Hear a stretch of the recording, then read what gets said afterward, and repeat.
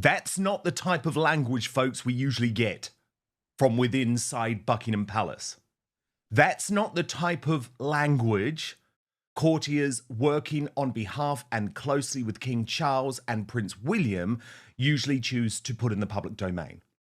Meghan Markle just dropped another bombshell on the royal family that left Buckingham Palace scrambling to contain the fallout. They swore they were done with the drama. No more interviews. No more surprises. But then boom. Just hours before Prince Harry's explosive BBC appearance, Meghan Markle hits post on an Instagram photo so calculated, so jaw-droppingly timed. What was meant to be a heartfelt confession by Harry quickly turned into a royal circus, and not by accident. Inside sources claim it was a direct hit, a digital dagger aimed straight at the heart of the monarchy. King Charles? Furious. Prince William? Done. And behind it all, a photo, a smile, and a royal couple who seem more unstoppable and more controversial than ever. Was this just another publicity stunt? Or a declaration of war from California? Stay with us, because what's coming next could be the final nail in the royal coffin. Sod the lot of you, he doesn't need the UK anyway. And Brittany posted on this, Meghan Markle can't even muster up a comment for her beleaguered husband. She must be furious about his legal bills and disastrous interview. Newsflash to the cosplay royals, no matter how cute your kids are, no one wants to pay for your security. You're on your own. It wasn't just a photo. It was a digitally done disrespect.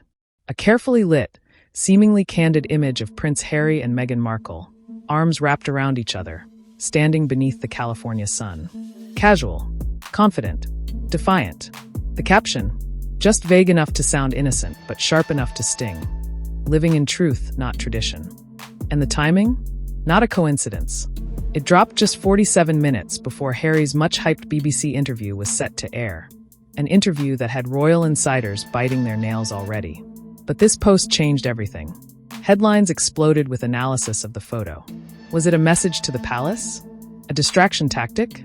Within an hour, hashtags like #RoyalRebels and #MexitStrikeBack were trending worldwide.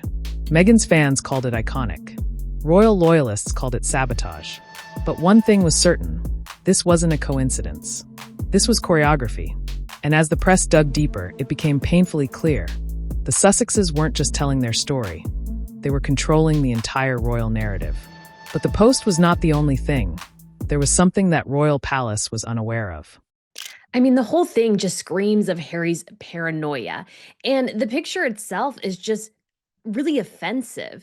So they're just walking around in the garden. So, I mean, the people of Instagram can see the kids apparently, a little bit, but King Charles can't. I mean, Harry went on about his father, struggling with cancer, and then he won't bring his kids to see his father, just shows their backs, showed them basically, I mean, the image is we're turning our backs on you. We're turning our backs on the royal family.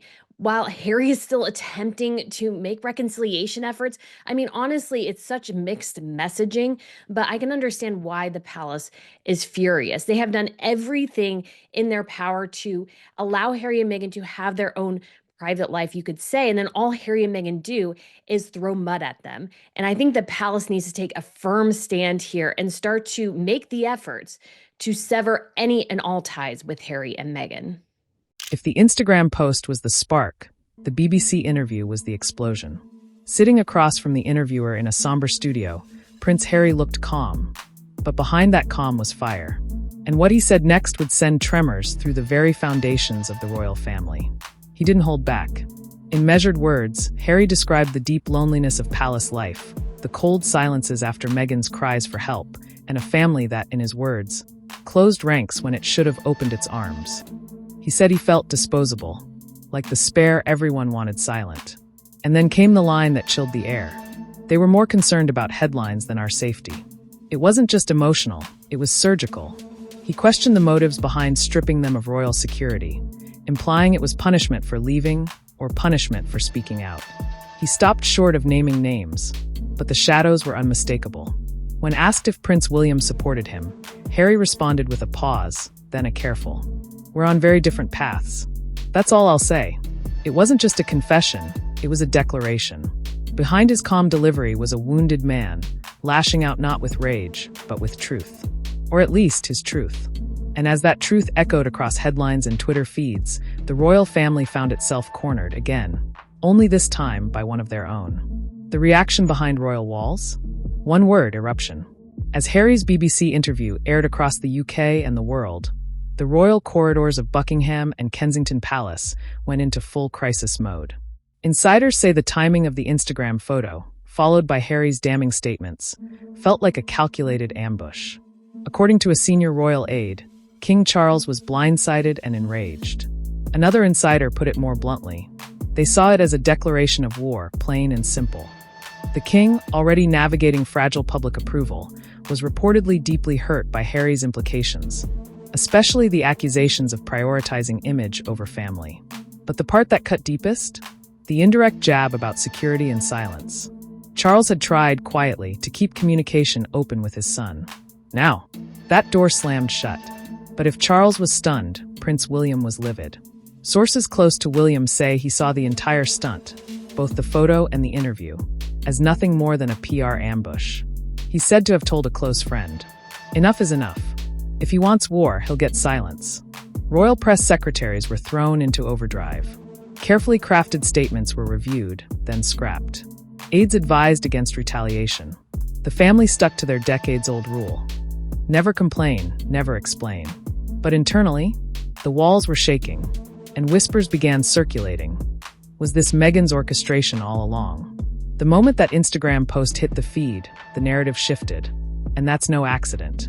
Sources close to the Sussexes claim Meghan Markle had been planning this media wave for weeks, if not months. The lighting in the photo? Intentional. The caption? Crafted. The timing? Surgical. And insiders aren't shy about who they believe is calling the shots. As one former royal staffer put it, this is classic Meghan. She knows how to control a headline better than the palace ever could. After all, Meghan isn't new to this game. Before the tiaras and titles, she was a Hollywood actress, trained to survive in a brutal industry where optics are everything. And now, it seems she's taken that playbook and rewritten the royal rulebook with it. PR analysts noticed the pattern immediately. Drop a carefully curated image, stir the public pot, and then let Harry deliver the emotional payload in an interview. The result? A 1-2 punch the royal family never saw coming. But here's the catch. This isn't just about storytelling. It's about power. By controlling the narrative, Meghan and Harry have flipped the script. No longer the silenced outcasts. They're now the disruptors, the ones making headlines on their terms. But critics are calling it something else entirely. Manipulative, narcissistic, even dangerous. So the question remains, was Meghan playing 4D chess or burning bridges she never intended to cross again?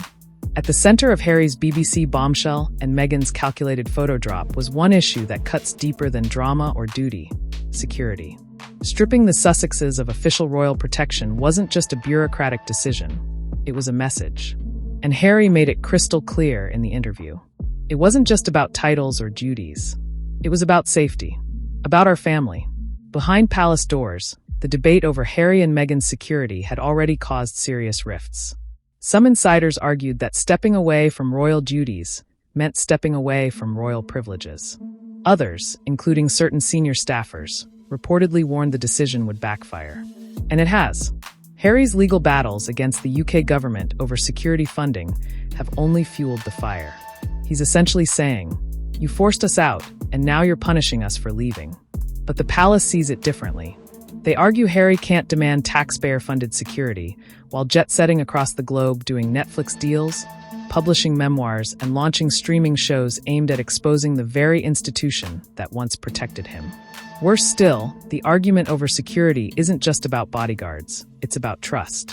Multiple reports claim Prince William was against reinstating any form of royal protection for Harry. Not because of safety, but because of what he sees as betrayal. You can't torch the family and expect us to still shield you. That's the unspoken sentiment.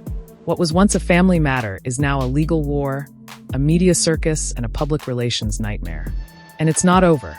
As the dust from Harry's interview and Meghan's Instagram bomb settled, the royal battle moved to the streets, screens, and comment sections across the globe. The public response? Explosive and deeply divided. On one side, Sussex supporters rallied hard.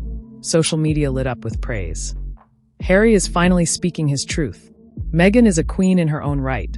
Hashtags like hashtag justice for Meghan, hashtag protect Harry, and hashtag royal reform now surged into trending territory within hours. Younger audiences, especially in the US, applauded their courage. They saw a couple breaking generational trauma, exposing outdated traditions, and demanding transparency from one of the world's most secretive institutions. But on the other side of the Atlantic, the tone was very different. In the UK, many saw the stunt for what they believed it was, a betrayal. Conservative media blasted the timing, accusing the Sussexes of hijacking the monarchy's dignity for personal branding. Longtime royalists called it another selfish stunt, one that undermined the legacy of Queen Elizabeth and disrespected the new reign of King Charles. Even neutral observers started asking hard questions. Are Harry and Meghan raising awareness, or just raising their profile? Polls began to shift. While the couple maintained solid support in the US, their approval ratings in Britain hit rock bottom.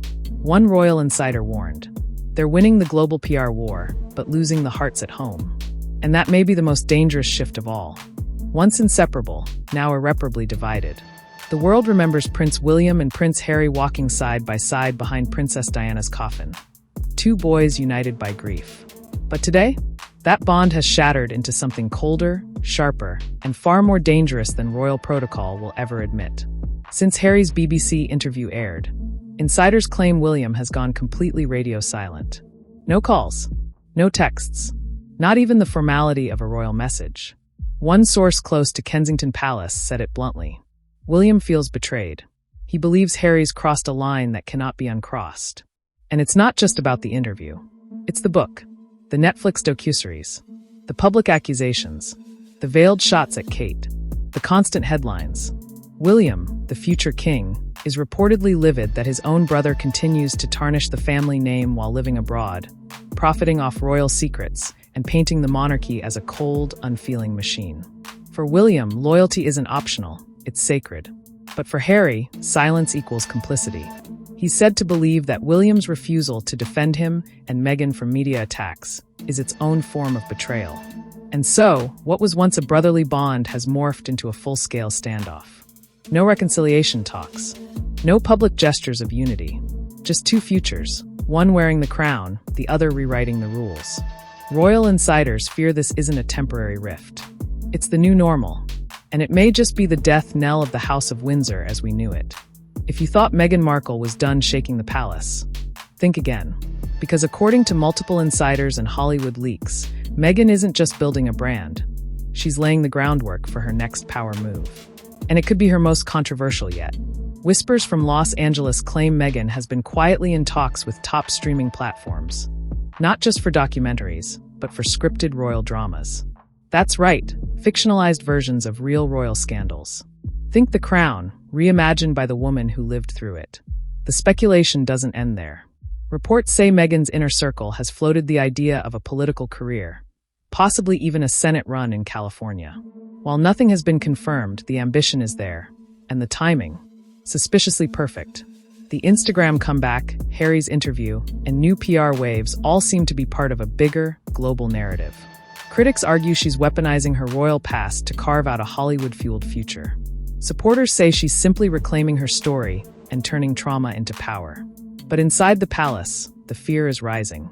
One royal aide allegedly warned, she's not done, not by a long shot, and her next move could blow this institution wide open. Because Meghan isn't just telling her side anymore. She's owning it, monetizing it, and broadcasting it to the world in ways the royal family can't control. And if that's true, then the crown is no longer the most powerful symbol in this story. Behind the palace gates, beneath the polished smiles and scripted statements, lies something darker. Fear. Not fear of scandal, that's old news. Not fear of headlines, they've survived worse. But fear of something far more dangerous. Irrelevance. Because for the first time in centuries, the monarchy is no longer the center of the narrative. Harry and Meghan, once considered the fringe royals, are now writing the story the world is actually paying attention to. And the palace? It's struggling to keep up. Insiders say King Charles is deeply concerned. Not just about public opinion, but about the institution's future. Leaks from royal staff suggest urgent discussions have been held behind closed doors, strategizing how to neutralize the Sussex effect before it erodes public trust any further. But here's the problem. You can't silence a storm once it's global. The Sussexes have outmaneuvered tradition with technology. They've replaced palace press offices with production teams, royal tours with Netflix specials, and dusty protocols with viral posts. And every time the monarchy tries to play catch-up, they look older, slower, and more out of touch. What we're witnessing may not just be a family feud, but a shift in global power dynamics. Because if Harry and Meghan keep controlling the narrative, and the world keeps watching, the question isn't just whether the royal family can survive the storm. It's whether they're still relevant at all.